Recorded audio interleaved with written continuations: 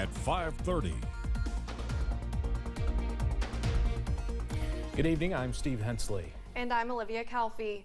March marked 3 years since the COVID-19 pandemic began in the U.S. Studies from americashealthrankings.org show the effects of the pandemic are still being felt across the Commonwealth. But today, the Foundation for a Healthy Kentucky launched a campaign in an effort to encourage Kentuckians to focus on their health. I listened in to the announcement. They're calling it Raise Your Guard Kentucky. Ben Chandler, president and CEO of the Foundation for a Healthy Kentucky, says Kentuckians have long struggled with chronic diseases, but says they do not have to accept it as a status quo. Really, just across the board, Kentucky's health rates are not good.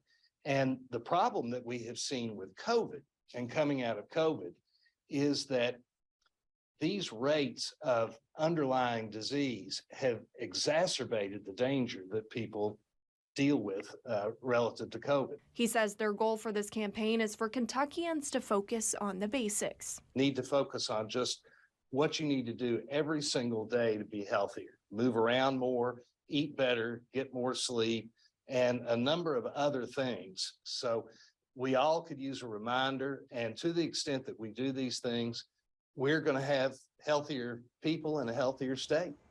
Dr. Lucretia Dye was acknowledged for improving the health of her neighbors by hosting yoga classes in the community. And she explains what Raise Your Guard Kentucky means to her. The goal is just to remind people to be still sometimes, not just physically, but also mentally, and lead in that. I believe all of these things that we have within us easily are superpowers, you all. So Raise Your Guard is really about reminding yourself of all the things that you already have within you that can help you be healthy. Chandler says the partnership between the Foundation for Healthy Kentucky and Cabinet for Health and Family Services is supported by a $1 million grant from the U.S. Centers for Disease Control and Prevention. He added that the campaign consists of video resources, graphics, and other educational videos in 3 different languages.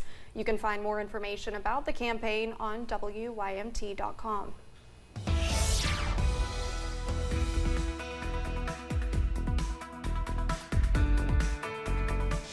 Watching just a few spotty showers across our southern tier so far today. Yeah, we had a few showers around, but nothing crazy out there as we went through the day. Again, some of those are pushing through, let's say, Whitley into Knox counties. Not a whole lot there. If anything's reaching the ground, I think it's in parts of Lee County, Virginia. But everything here is moving on out of the way. 66 from Somerset. Not a bad evening for a nice little walk through downtown. The view from Pikeville Medical Center cameras still shows plenty of overcast, but those temperatures remain rather warm and comfortable. Temperatures closer to the 70s as you head up into the Big Sandy. We're in the middle 60s and even some low 60s as we head into the Cumberland Valley, where they've seen a few more clouds today. Your forecast first as we head through the remainder of the nighttime hours, starting in the Cumberland Valley, down into those mid-50s for some, and I think some spots could get down to 50, especially in those sheltered valleys. Most of us staying in those low to mid-50s in the Kentucky River Valley, and we'll do the same thing in the Big Sandy with, I can't rule out an upper 40 here and there. Otherwise, our attention turns to a warm-up and another opportunity for strong storms. Detailing the very latest in just a few minutes. Steve? Evan, thank you. Former President Donald Trump is in New York tonight ahead of his court appearance Tuesday. Trump is expected to face multiple charges in connection to a hush money probe and has now hired a white-collar defense attorney to represent him. CBS's Naomi Ruckham has the latest from New York. Former President Trump arrived at New York's LaGuardia Airport ahead of his scheduled arraignment Tuesday on criminal charges. He's gearing up for a battle. The unprecedented indictment remains sealed, but a source familiar with the case tells CBS News Trump will likely be charged with falsifying business records in the first degree. The charges stem from his alleged role in hush money paid to adult film star Stormy Daniels in 2016. Of course, I very much anticipate a motion to dismiss coming because there's no law that fits this. CBS News legal analyst Ricky Kleeman explains what will happen when Trump turns himself in. He will get a picture taken, which becomes a mugshot. He will also be fingerprinted electronically, and he will be given a booking number. Here in New York, multiple agencies are gearing up for the possibility of protests in response to Trump's arraignment, with 35,000 NYPD officers on standby. While there may be some rabble-rousers thinking about coming to our city tomorrow, our message is clear and simple. Control yourselves. New York City is our home, not a playground for your misplaced anger. Former President Trump has criticized Manhattan District Attorney Alvin Bragg, as well as the judge assigned to the case, as he seeks to run for president again in 2024. Following his arraignment, he plans to fly back to Florida, where he'll speak Tuesday night at Mar-a-Lago. Naomi Ruckham, CBS News, New York. In a statement, an NYPD spokesperson said there are no current credible threats to New York City. Law enforcement sources tell CBS News that there is a robust effort of investigators monitoring social media for any threats against government officials, jurors, judges, as well as former President Trump. Lawyers representing the boy's mother said Stephen Smith's body was removed from its place of burial over the weekend to conduct an independent autopsy. The body of Smith, who was 19 at the time, was found in the middle of the road in 2015. State authorities reopened a probe into the death after information was revealed in the Alex Murdaugh trial.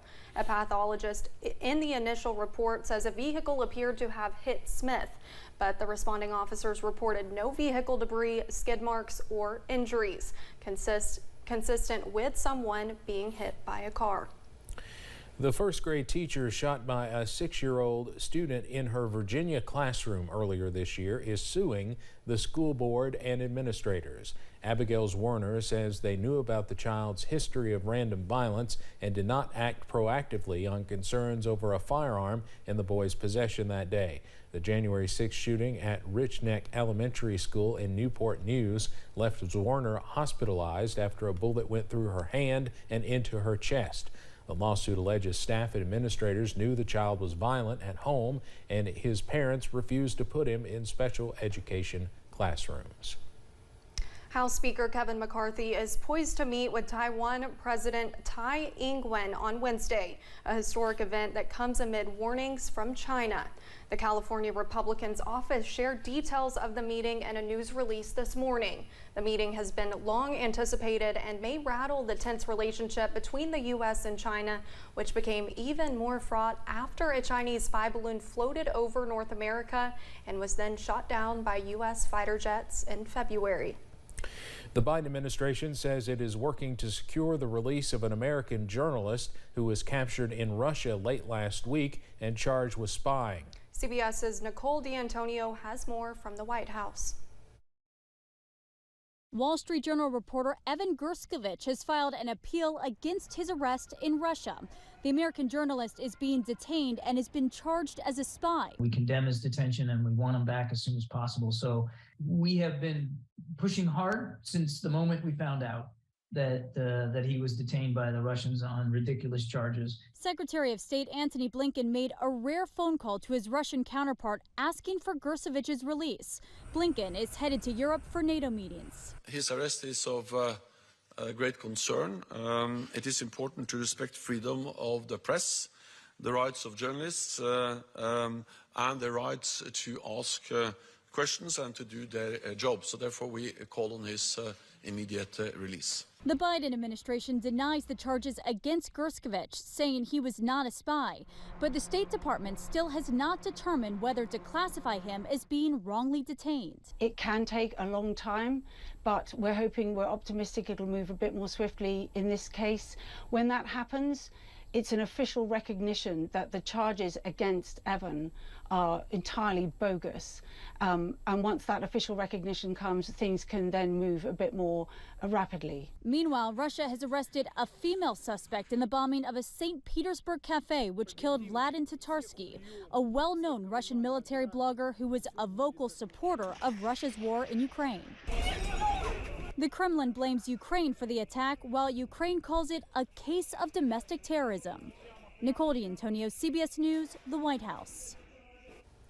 Russian officials Russian officials say the bomb, which exploded in the cafe, was hidden inside a statue given to the Russian blogger as an award.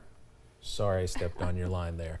The UNICEF's executive director, Catherine Russell, said at least 501 children have been killed in Ukraine since February 2022, when Russia launched its full-scale invasion. Russell added that it is a United Nations verified number, however, warned the real figure is likely far higher. She said that almost 1,000 Ukrainian children have been injured, quote, leaving them with wounds and scars, both visible and invisible, that could last for life. UNICEF says 7.1 million children are currently in need of support, adding that the percentage of children in poverty in Ukraine has almost doubled during the past year. Coming up on Mountain News at 5.